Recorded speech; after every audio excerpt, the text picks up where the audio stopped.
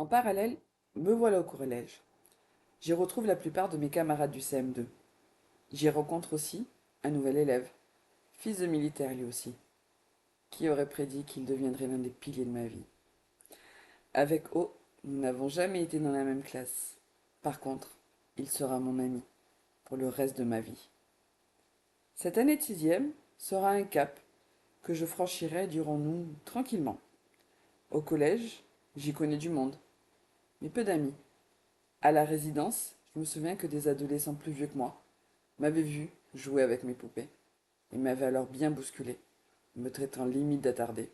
J'avais alors 10 ou 11 ans, alors qu'ils pensaient que j'en avais facile 14 ans. Encore une trahison de la part de ce satané corps. Côté vestimentaire, je me cherche un temps, puis cela sera uniquement jean, basket, pull oversize. On ne doit pas voir mes formes. Il n'était pas rare non plus de me voir avec une veste autour de la taille, pour cacher mon postérieur. Le loup garçon manqué me va très bien. Je me camoufle et ça va durer tout mon collège. Après avoir vu 3 fois une psychologue ordonnée par le juge des enfants, il a été décidé que je n'avais plus l'obligation d'aller voir mon père. Même elle, elle n'a rien vu. L'art du camouflage et de la dissimulation sont puissants quand on les pratique depuis l'enfance. D'ailleurs, un jour on me le dira. Tu n'as jamais rien laissé transparaître. Je ressens un soulagement pour ma part, car cette casquette de fille unique était une de trop à porter. Puis, je n'avais pas vraiment de lien affectif avec mon père en toute sincérité. Je découvrirai des années plus tard que mon père avait eu des suspicions sur le comportement de mon beau-père, en tombant sur des documents juridiques. Mes preuves, s'il en fallait que j'avais raison. Il n'était pas fiable. Il n'a pas plus bougé que ça. L'expression le malheur des uns fait le bonheur des autres, c'est vérifié.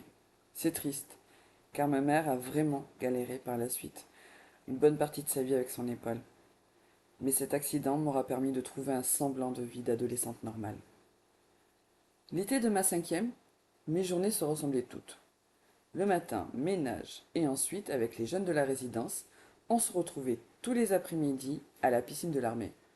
C'était un peu l'état d'esprit camp de vacances à la résidence, autour de la piscine.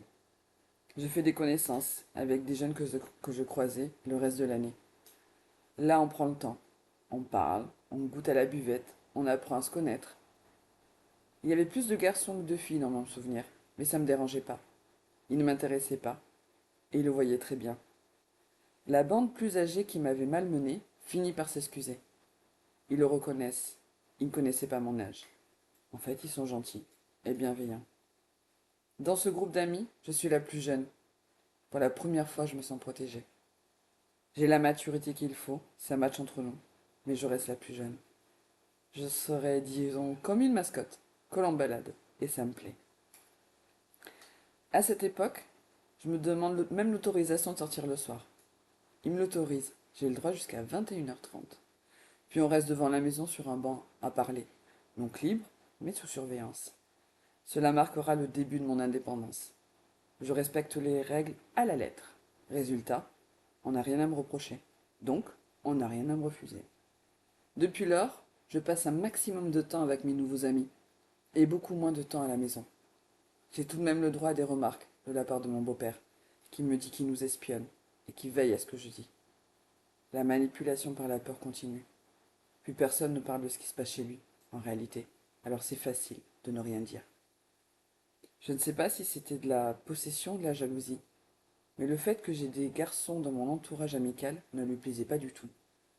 La fourberie allait jusqu'à me dire que si j'avais des envies de relations sexuelles avec l'un d'entre eux, je pouvais aisément les exercer tranquillement à la maison. Mais bien sûr. La relation avec ma mère était, dirons-nous, normale. J'étais comme son assistante, son bras droit. Cette posture me poursuivra très longtemps. Une voisine ira même jusqu'à dire faire la remarque jamais sans ma fille. Et c'était vrai. Je l'aidais en tout. Les ménages, les petits et les courses. Elle ne comprenait pas mon aspect garçon manqué. Pour vous dire, lors d'une sortie en ville, je vois dans une vitrine une robe, je lui dis que je la trouvais jolie, je n'avais pas fini ma phrase qu'elle était en train de l'acheter. Véridique. Pour lui faire plaisir, je l'ai portée, 10 minutes top chrono. elle mettait bien trop en valeur mes formes. Hors de question pour moi, c'était insupportable. Je sais qu'elle m'aime, mais je sais aussi qu'elle ne sait pas s'y prendre. Certes, on parle, on aime regarder des films ensemble, mais je peux rien lui confier de personnel. À l'inverse, mes amis les plus âgés sont hyper complices avec elle. Mes amis partagent des heures de jeux de dés avec elle. Ma mère est cool et a une capacité d'écoute qui leur plaît. Elle est là pour mes amis. Et au vu de la situation que certaines d'entre elles ont à la maison, c'est très bien. Je trouve ça bien que ma mère soit là pour les aider. À un moment même, elles finiront par habiter avec nous.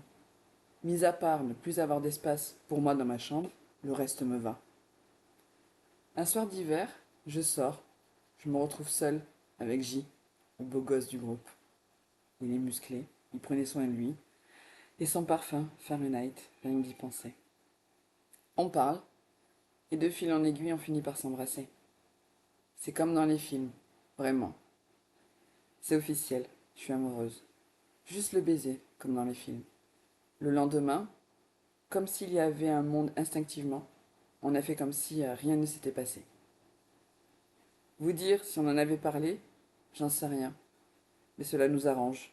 Lui, parce qu'il est avec la petite du groupe, et moi parce que mon père ne pouvait pas salir mon amour pour lui.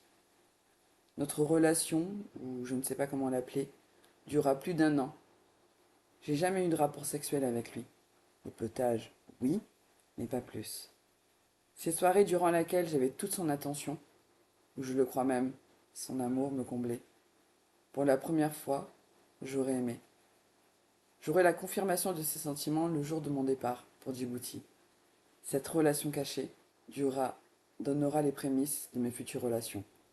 À l'avenir, elles le seront toutes. Ce départ à Djibouti n'était absolument pas prévu. Ma mère avait un bon contrat avec la mairie d'Aubagne et nous devions y rester.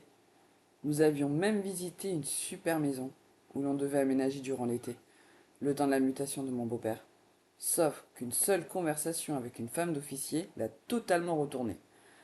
La fameuse expression célibataire géographique prenait tout son sens pour elle, et ça lui était insupportable. Donc, limite sur un coup de tête, nous voilà partis pour Djibouti. Aubagne aura été mon point d'attache durant plus de 5 ans. Le départ fut le plus difficile de tous. Je quittais mon premier cercle d'amis, mon premier coup de cœur. Le pansement, dans cette situation, était que le père d'eau avait lui aussi été muté à Djibouti. Donc il arrivera quelques semaines après nous. L'arrivée sur place est plus qu'un décalage horaire, un vrai décalage culturel, géographique et caniculaire. En 1996, Djibouti avait vraiment beaucoup de retard.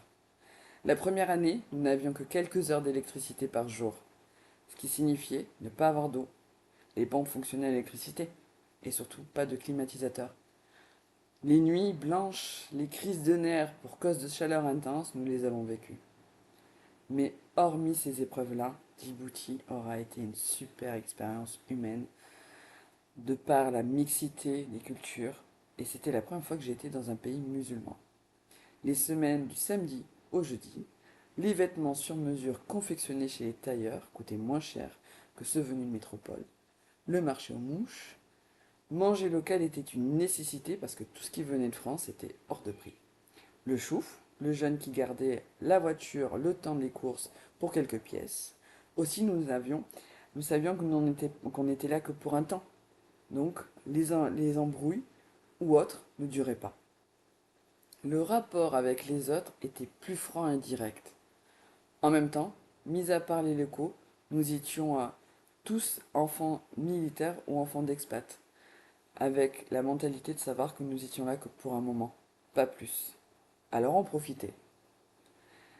Arrivés à l'école de la nativité tenue par des religieuses, les enfants étaient bilingues dès le début des collèges. Une vraie pression, mais tellement encourageant malgré l'exigence. À Djibouti, c'était comme des vacances permanentes. À l'école de la nativité, c'était un vrai multipote. Une russe, une égyptienne, un rwandais, un indien, une malgache, des éthiopiens, des expats, des locaux. En début de cours, une prière dans les deux religions pour débuter la journée. J'ai adoré de vivre cette liberté. Je n'avais pas à gérer les petits, ni le ménage, juste mes cours. et c'était déjà pas mal vu le niveau demandé. Avec R, l'égyptienne, ça a de suite collé entre nous. Grâce à elle, j'ai découvert et vécu de façon locale. J'étais sa bonne copine qui rassurait ses parents, ce qui lui permettait de sortir le soir. Donc, avec d'autres filles de la classe, nous prenions la voiture d'un des frères de R et nous partions en soirée. Oui, à 15 ans, elle savait conduire et étrangement, je ne me posais pas de questions. J'étais libre et avec elle, je me sentais en parfaite sécurité. J'avais la permission de 23 heures. J'allais pas m'imprimer. Bowling, soirée improvisée, sur les terrasses, de personnes que je ne connaissais pas. On riait, on profitait de la musique, puis on rentrait. La vie, à ce moment-là, se résumait cours, objectif, brevet des collèges et sortie avec mes amis. Et certains week-ends, nous allions camper sur les îles avec d'autres familles. À y réfléchir, ça a été l'une des plus belles périodes de ma vie. Ma première année là-bas a été intense.